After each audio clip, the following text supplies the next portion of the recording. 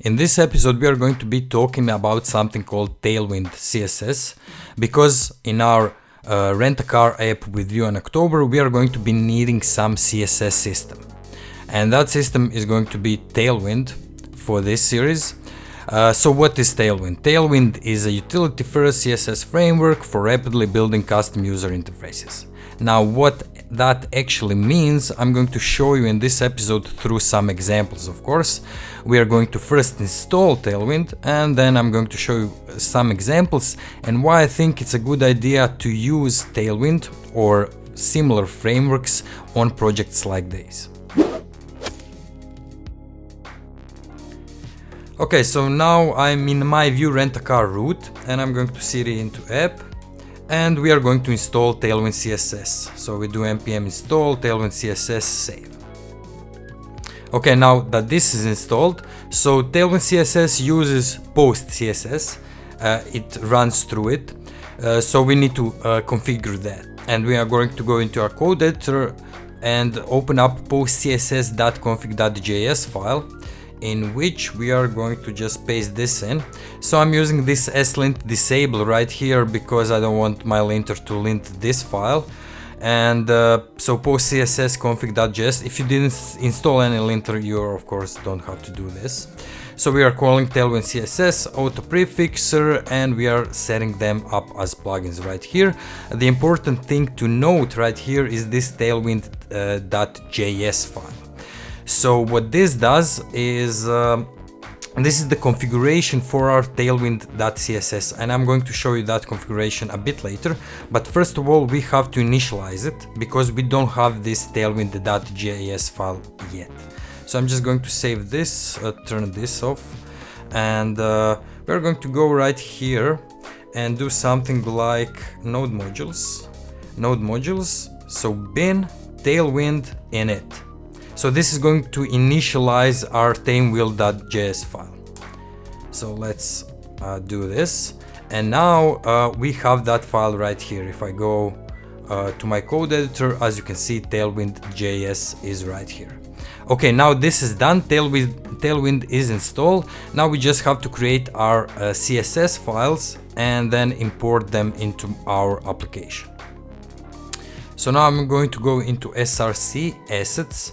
And right here I'm going to create a new directory called CSS, and in that directory I'm going to create a new file called main.scss. Okay, so if you read the Tailwind documentation, you would know that you need to add this to your main CSS file, whatever it's called. So these are calling some this is calling some Tailwind's functions like pre-flight components and utilities, and it is recommended that you write your custom CSS right here, or you can write just CSS or import some CSS components or whatever you want to do. So let's just do something like body is going to be black. Okay, just to see if this works. Now next thing we need to do, we need to import into main.js, we need to import that main CSS file.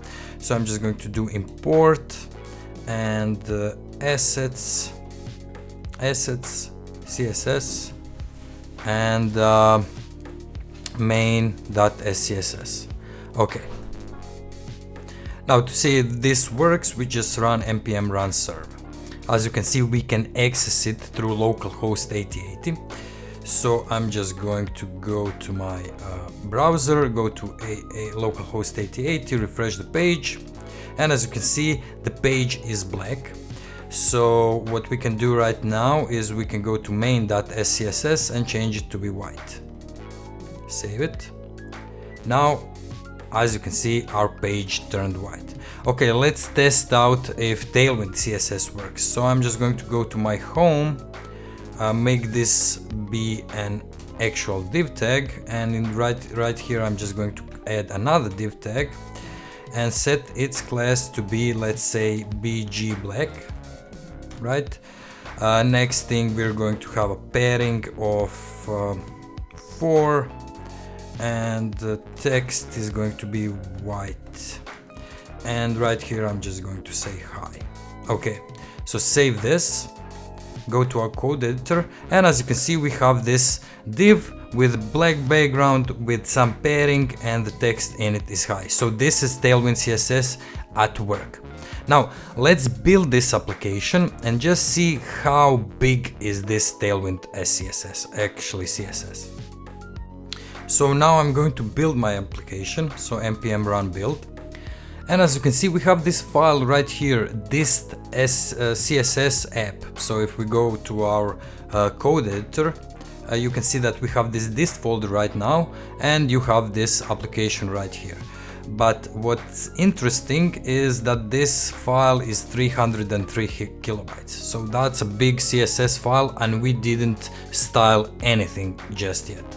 So the cool thing about Tailwind is it gives you this tailwind.js file, so this configuration file which we initialized a bit before, and through that file you can decide what features you want to use and what kind of options you want to have for those features. So one of the features, for example, is colors.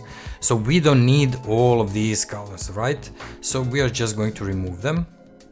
And I'm just going to set colors to be transparent, black, white, and shades of gray.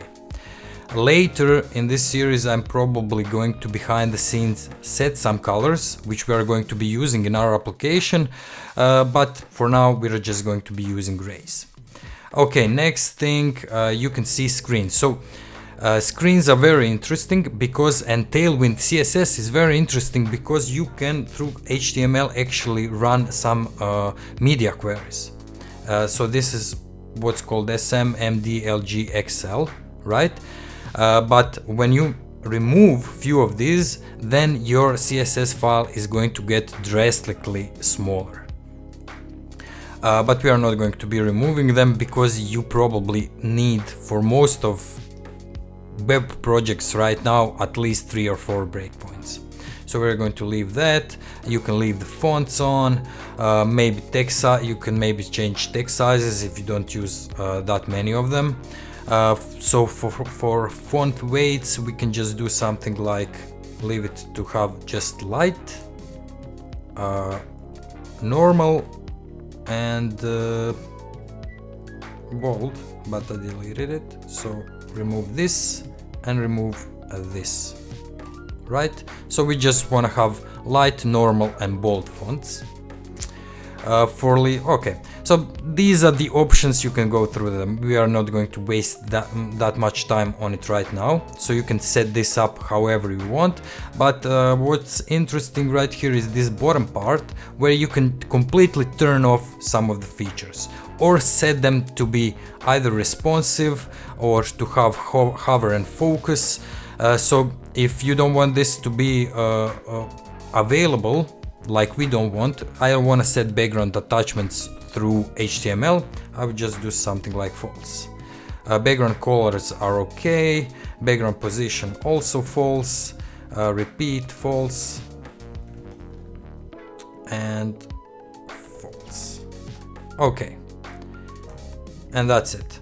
Now we turned this off, but in real projects, at least this is how I use Tailwind when I make, I don't know how to call them, standard projects or classical projects. So where we are not using Vue, we are just using some backend technology and just rendering HTML pages.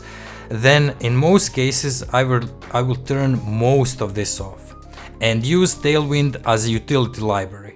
What that means is that through HTML I can change some little things which you don't want to bother and putting into CSS. So you can do something like, you can leave paddings, you can leave margins, you can leave background colors, font weights, font colors, and so on. So you can leave that and turn most of this off, and then your CSS file is going to be below 100 kilobytes. But for now, and in this application, since we are using Vue and we are using modern technologies, we're actually going to leave this as is. And I will explain why just a bit later, and I will show you why you shouldn't do that on, let's call it, a classical project. So I will just save this, and now we are going to run npm run build again. So remember, this file was 303 kilobytes, but if we run npm run build again, okay, so now as you can see, this file is 157 kilobytes, and we just turned off those colors and just turned off some features right here. So as you can see, you can get this file to be pretty small. As I said, removing some of the breakpoints is going to make a drastic change in the size of your file.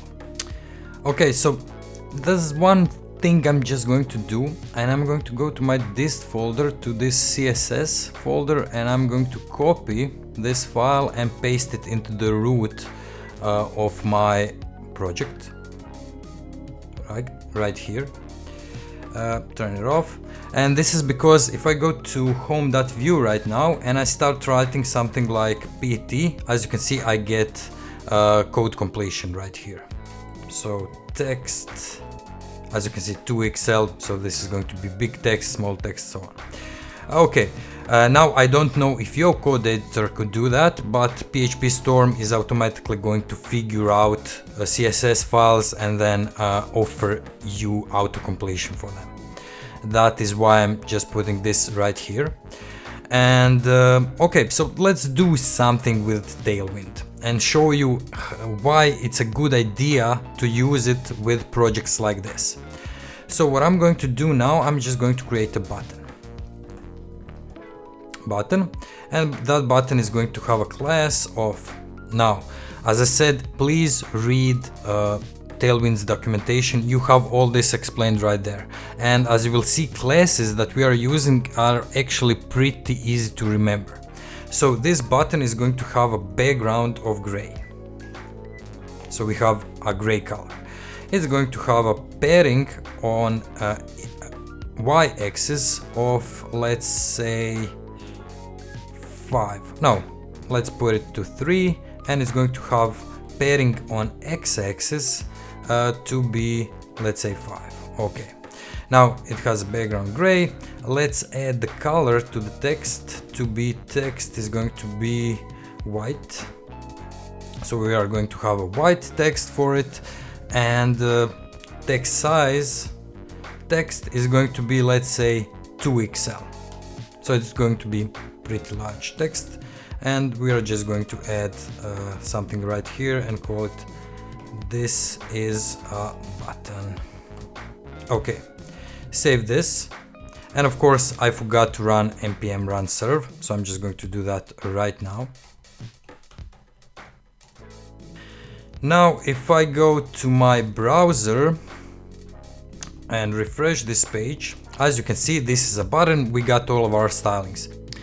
Now think about this. What's good about frameworks like this is you don't have to add any new CSS to it. So let's say you have a large project and constantly things are being added to that project via CSS. Now if there are multiple developers working on that project, it's practically impossible that new CSS isn't going to be added constantly, even if you have defined components and so on. So it's just going to work that way. So your CSS is constantly going to get bigger and bigger. But with framework like this, it doesn't have to be that way, because you have most of the CSS available through classes that you can use in your HTML.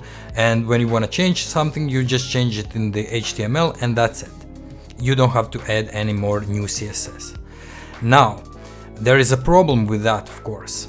And that problem is, if we go to our code editor, let's say you want to use this button on multiple pages. So you would copy this, right? Put it on another page, maybe change the text, and that's it. Now, the problem with that is, if down the line your client comes to you and says, okay, so look, I don't want this button to be gray anymore, I want it to be black. Now you have a problem. You have to go through every page you created where there is a button and change this BG gray to be BG black, right? That's a problem. So that's why I am not using Tailwind on a classical projects with, you know, PHP as a backend, Ruby as a backend, and that is just rendering HTML pages. I'm not going to use it as this kind of library. I'm just going to use it as a utility library. Like I explained before, I would just disable most of the features of Tailwind CSS. But in these kind of projects, you can use it fully. Now, so we described the problem. The problem with this is that you would have to change this everywhere on multiple pages. There can be 100 buttons, so you have a very big problem right there. Now, Tailwind has a solution for that, kind of a solution. So if you go to their documentation, as you can see, it's component friendly. What that means is when you see that something is going to repeat over and over again, then you wouldn't use utility classes, but you would give them a class of, let's say, button and button blue. And then you can go to your CSS and say, okay, so button apply, and then you apply utility classes in CSS. Okay, so this is a good solution. But the problem with that is, well, you're writing CSS again, and your CSS is going to be growing. Okay, so use Tailwind CSS on normal projects like a utility library. But what's good about the projects like we are doing, so with Vue and so on, maybe React, Angular and so on, is that you have this concept of components. So what we are going to be doing now is we are going to take this button and actually make a component of it. So when we use it on our page, and if the client wants to change the background of our buttons, we don't have to go through every instance of that button. We just go to the component of the button and change that color, and that's it. And then the color would be changed all over the site because we are using actual real components. Okay, so let's create a button. I'm just going to copy this, and in our components folder I'm going to create a new file called button.vue. Okay, now that we have created that file, we are going to create a template, and in that template I'm just going to paste this button in, and now we have to export it.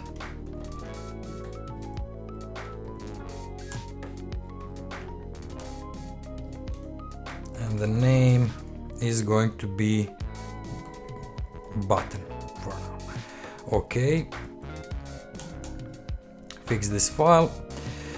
Now let me make this bigger. So we just copied this in, we created our component, exported it. Now we need to import it on our home.vue file. So I'm just going to do import custom button. We are going to call it custom button because there is an actual HTML tag called button, so we can't use that. So we are going to use custom button from components button. Right? We imported it here, and now we have to define it down here. Components. And import custom button. Okay, now that we have imported it, we have an access to a custom tag called custom button. So I can just delete all of this right here and just do custom button, and that's it. Now we have that button present on our page. If I save this, go to our browser, right? Now we have this is a button again. Okay, now if we want to change the color of that button, if our client requests that, we can just go to button.vue and change this from gray to be black. Save this. If we go to our browser, we can see that this is a button and this is black button. Okay, now of course, because we are using Vue, let's make this a bit more complicated. So let's remove this PG black from here, because let's say we have two variations of buttons on our site. We are going to have a gray button and a black button or a dark button. So first of all, I'm going to create a prop right here. and I'm going to call it dark, and it's going to be the type of boolean, right? And the default for that boolean is going to be false. Okay, save this. Now we need to incorporate it somehow into our button tag. So right here, I'm just going to go to another line and start writing class equals. Now what we want to say to Vue right here is use bg black if the dark is true. So you just say dark, right? But if dark isn't true, then use bg gray. And remember, the default is going to be false. And how do you say that the dark is false? It's just going to be exclamation point dark. And that should actually be it. Okay, save this. And now if we go to our page, there isn't a button present, and I think I know what it is, because I said bg GRA instead of E, so gray. Save this. Now this is a button, we can see it, everything works. Now if we want that button to be dark, we can just go to home.view and set it to be dark, right? You just add that attribute, and that means that the dark is true. Save this, go to our browser, and now our button is black, and we can add another button, and this one is going to be gray, right? So this is the power of Vue and power of Tailwind combined. And as you can see, you can have multiple components, and you practically don't need to write any CSS. Of course, you would need to write some CSS for the page styling and so on, adding background attachments and some complicated things that you can do through HTML. But most of the things are going to be just done through HTML, and no new CSS is going to be added to your project. Okay, so this is it for this episode. It's gone a bit longer than I expected, but I just needed to explain everything about Tailwind. Actually my thoughts about Tailwind and how to use it. Of course, I don't have to be correct in this, but that's just one approach. Remember, everything we did here will be available on GitHub, so check that page out. If you have problems, just download the project and try to see if that project works for you. And as always, thank you guys for watching, and I will see you in the next one.